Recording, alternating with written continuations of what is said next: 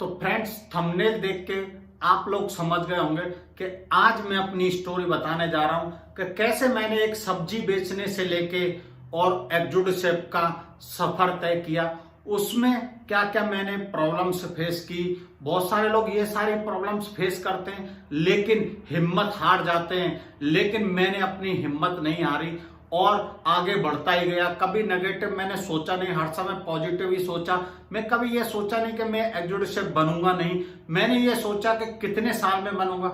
मैंने अपना टारगेट रखा था 12 साल से 15 साल तक का एग्जीक्यूटिव शेफ बनने का, लेकिन मैं उससे पहले ही बन गया। तो एक सब्जी बेचने से लेके एक एग्जीक्यूटिव शेफ बनने में मैंने क्या क्या प्रॉब्लम फेस की, वो सारी डिटेल आज आपको मैं अपनी जुबानी बताता हूं, जिससे जो भी मेरे सब्सक्राइबर हैं, जो भी मेरे फैन हैं, वो कभी हिम्मत नहीं हारें और मेरी कहानी सुने पूरी।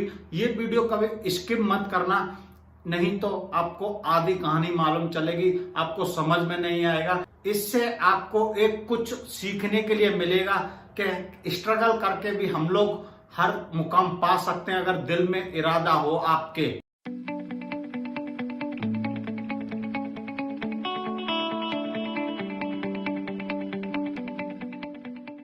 तो फ्रेंड्स, एक बार फिर आप रेडी हैं होटल जॉब्स ज्ञान चैनल पर विद शेफ राणा, जो कि आपको मालूम है इस चैनल पर मैं अपना पर्सनल एक्सपीरियंस शेयर करता हूं। जहां जहां जिस जिस कंट्री में मैंने काम किया था, जैसे दुबई में, दोहा कतार में, बहरीन में, और अभी प्रेजेंट में मैं सऊदी अरब में काम कर रहा हूं, तो सऊदी अरब का। फ्रेंड्स, इस चैनल पर आपको मेरे पर्सनल एक्सपीरियंस के थ्रू बहुत सारी नॉलेज मिलेगी और ये जेन्युइन नॉलेज है। सिर्फ मैं पर्सनल जो काम करता हूँ, पर्सनल नॉलेज जो होती है किचन में, होटल में, रेस्टोरेंट में, वही आप लोगों के सामने शेयर करता हूँ अपने एक्सपीरियंस से। कहीं से वीडियो बनाता नहीं कि ढूंढ ढांड के कहीं से लिया और बना दिया। अगर आपको मेरी वीडियो अच्छी लगती है तो लाइक कीजिए, सब्सक्राइब कीजिए, लेकिन लाइक और सब्सक्राइब का तभी आपको फायदा है, जो बेल है उसको प्रेस करके रखेंगे। जो भी मैं फ्यूचर में अपने पर्सनल एक्सपीरियंस से वीडियो लेके आऊं, उसका नोटिफिकेशन आप तक पहुंच जाए। तो फ्रेंड्स, थंबनेल देख के आप समझ गए होंगे कि मैं आज अपनी कहानी बताने जा रहा हूं कि मैंने कैसे एक सब्जी बेचने से लेके एग्जीक्यूटिव शेफ तक का सफर तय किया और उसमें क्या क्या प्रॉब्लम्स मैंने फेस की। वो सारी डिटेल आज आपको मेरे पर्सनल एक्सपीरियंस के थ्रू मिलेगी। फ्रेंड्स, ये वीडियो स्किप मत करना, क्योंकि इससे आपको बहुत सारी सीख मिलने वाली है, बहुत सारी नॉलेज मिलने वाली है, बहुत सारा इंकरेज मिलने वाला है, बहुत सारी हिम्मत मिलने वाली है।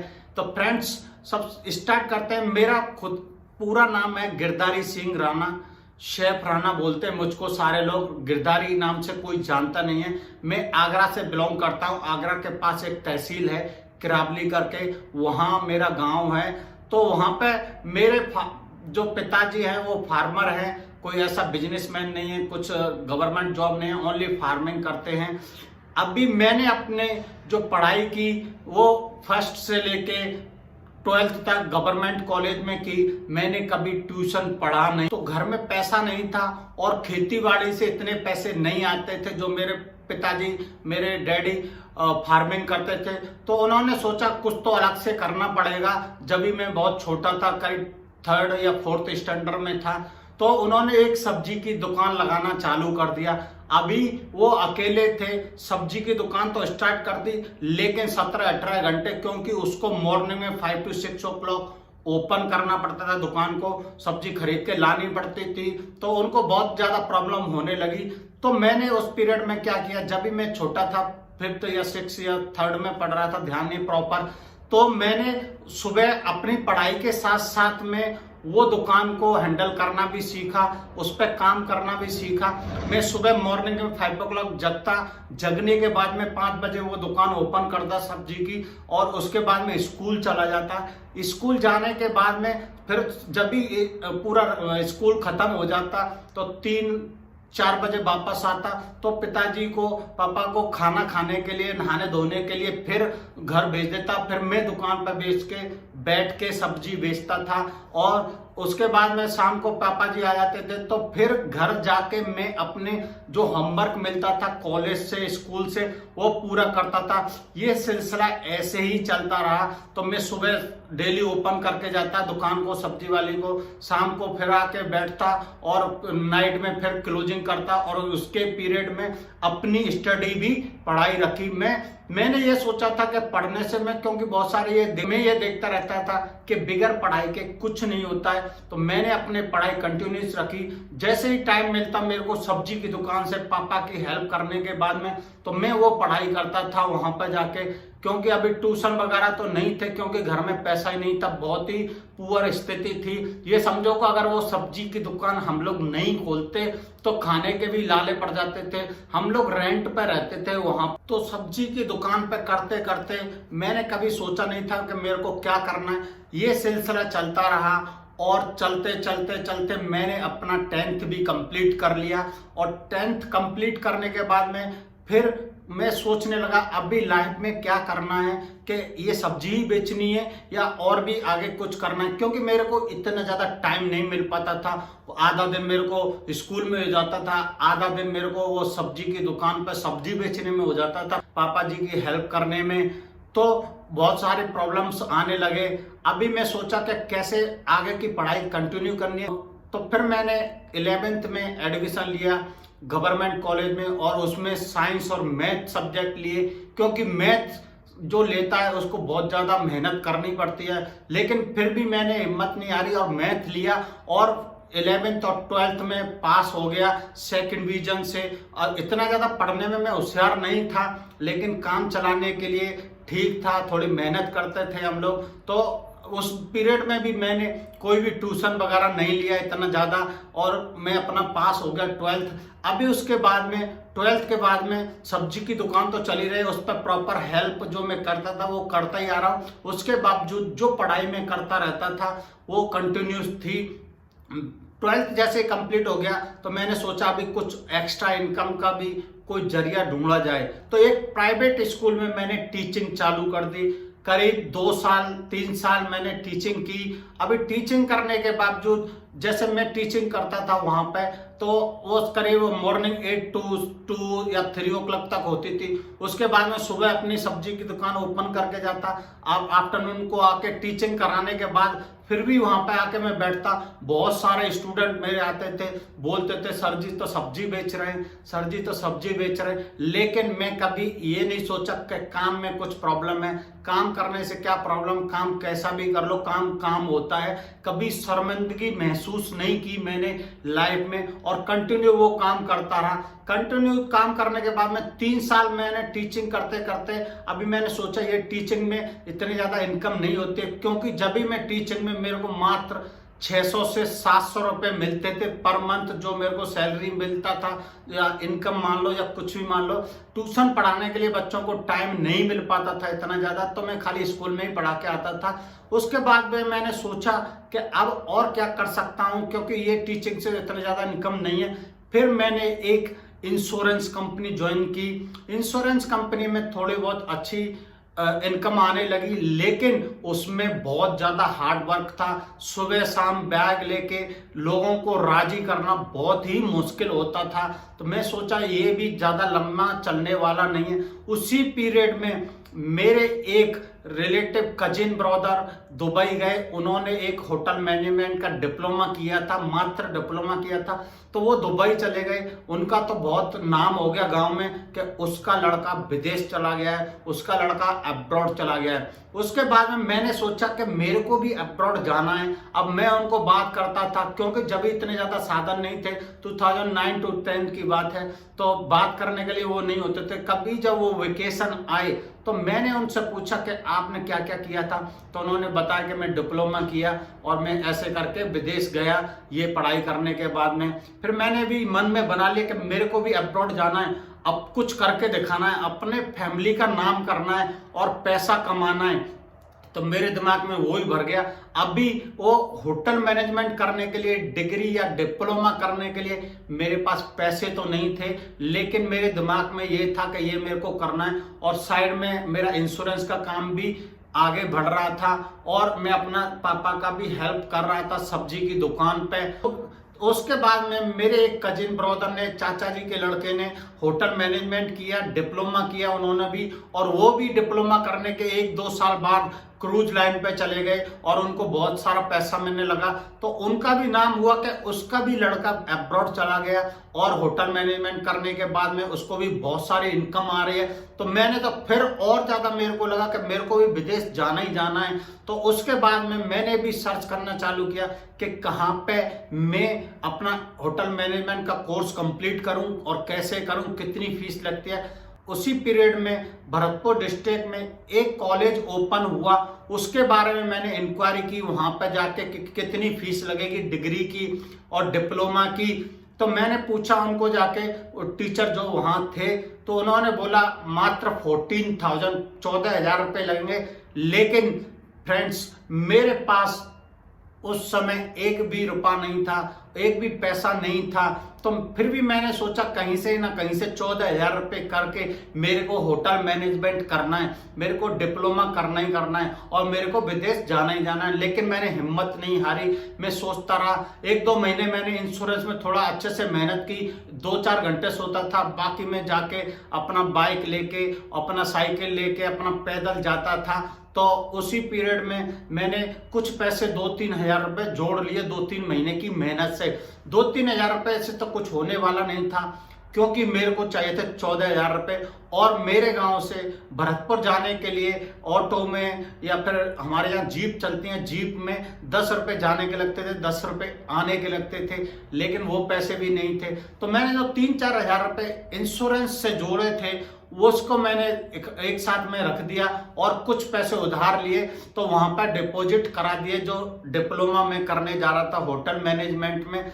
तो लेकिन फिर भी वो पैसे कंप्लीट नहीं हुए 14,000 रुपये।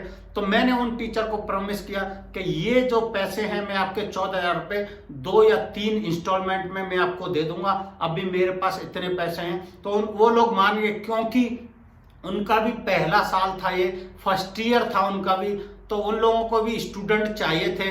तो मैंने जो 6-7 हज़ार रुपये थे वो जमा करा दिए, वहाँ पे डिपॉजिट करा दिए और उसके बाद में कंटिन्यूस पढ़ाई करने लगा। लेकिन वहाँ पे मेरे को बहुत सारी प्रॉब्लम हुई, क्योंकि जो वो लोग वहाँ पे स्कूल में पढ़ाते थे, वो जो कोर्स था वो सिर्फ इंग्लिश में पढ़ाते थे। अब मैं गवर्नमेंट कॉलेज में पढ़ा हुआ हूँ और पढ़ा था गवर्नमेंट कॉलेज में, वहाँ पे इंग्लिश का तो नामो निशान नहीं था, इतना ज़्यादा पढ़ाते थे लेकिन समझ में नहीं आई जब भी इंग्लिश। उसके बाद में बीच में ही मैंने होटल मैनेजमेंट का कोर्स छोड़ दिया, डिप्लोमा जो मैं कर रहा था।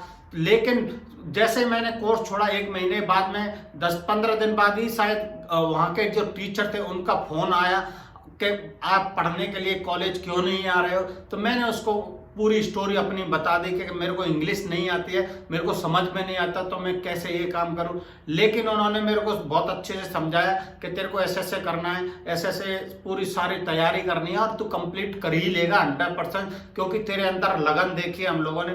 बाद में मैंने सोचा चलो ठीक है, इनकी बात मान लेते हैं। तो जैसे तैसे करके मैंने वो डिप्लोमा कंप्लीट कर लिया। डिप्लोमा कंप्लीट करने के बाद में मैंने ट्रेनिंग के लिए तैयारी की। ये डिप्लोमा करने पे मेरे को बहुत सारी प्रॉब्लम हुई, आने जाने को कभी किसी से पैसे लेने पड़ते थे, दोस्त से, कभी घर वालों से लेने पड़ते थे, क्योंकि घर वालों पे इतने पैसे नहीं रहते थे, वो तो बस एक सब्जी की दुकान से पैसे कमा रहे थे।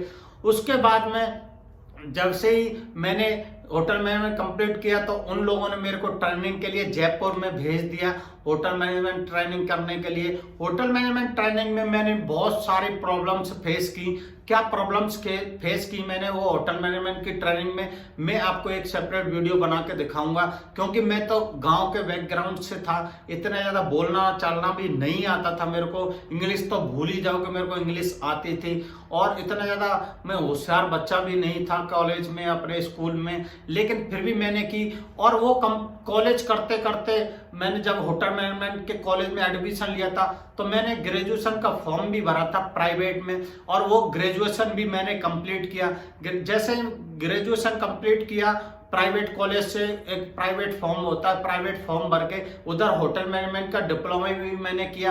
होटल मैनेजमेंट का डिप्लोमा करने के बाद में मैंने पोस्ट ग्रेजुएशन का कोर्स भी कंप्लीट किया प्राइवेट कॉलेज से। मैं छुट्टी लेके पोस्ट ग्रेजुएशन कॉलेज में एग्जाम देने के लिए जाता था जब ये होटल में काम कर रहा था। तो मैंने पोस्ट ग्रेजुएशन भी कंप्लीट किया हुआ है आज की डेट में, यानी कि अपने घर में मैं सबसे ज्यादा पढ़ा लिखा हूं आज की डेट में। तो मैंने जैसे ट्रेनिंग अपनी कंप्लीट की जयपुर में, तो मेरे एक रिलेटिव के थ्रू मेरे को बेंगलोर में जॉब ट्रेनिंग का ऑफर आ गया। तो मैं जॉब ट्रेनिंग करने के लिए बेंगलोर चला गया। ललित अशोक होटल में मैंने जॉब ट्रेनिंग की और वहीं पे मैंने एज ए कॉमी 3 अपना फर्स्ट जॉब लिया। और उसके बाद में थोड़ी ज्यादा मेहनत की और थोड़ी इंग्लिश वहां से स्टार्टिंग की मैंने। मेरे को जैसे ही होटल मैनेजमेंट में ज्वाइन किया, ना ही तो इंग्लिश आती थी ना ही कंप्यूटर आता था। तो वहां पे जब बेंगलोर में मैंने अपने बहुत सारे दोस्तों को ये चाय पिलाने के बहाने से कंप्यूटर सेंटर पर ले जाता था और कंप्यूटर पे सेंटर पे ले जाने के बाद उनको बोलता था कि भाई मेरे को कंप्यूटर चलाना सिखाओ। मेरे को बिल्कुल भी नहीं आता है कि कैसे कंप्यूटर को ऑपरेट करते हैं, कैसे क्या इसका नाम है, कैसे कीवर्ड यूज करते हैं, कैसे इसको शट डाउन करते हैं, कैसे इसको ओपन करते हैं, स्टार्ट करते हैं। वो सारी चीज मैंने उन लोगों के थ्रू ही सीखी कि उन लोगों ने मेरे को ये सारी चीज सिखाई।